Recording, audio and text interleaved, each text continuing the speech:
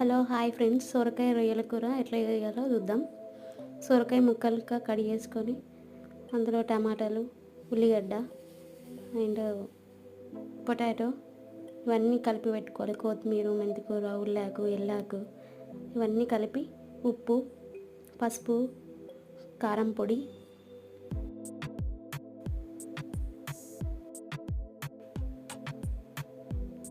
నూనె గ్యాస్ వెలిగించుకొని దాన్ని పొయ్యి మీద పెట్టుకోవాలి. అంతలోపు అది ఉడికేలోపు రొయ్యలను పెనం మీద వేసుకొని కొంచెం ఆయిల్ వేసుకొని వేయించుకొని దూరగా వేయించుకొని పక్కన పెట్టుకోవాలి. సొరకాయ ఉడికిన తర్వాత అందులో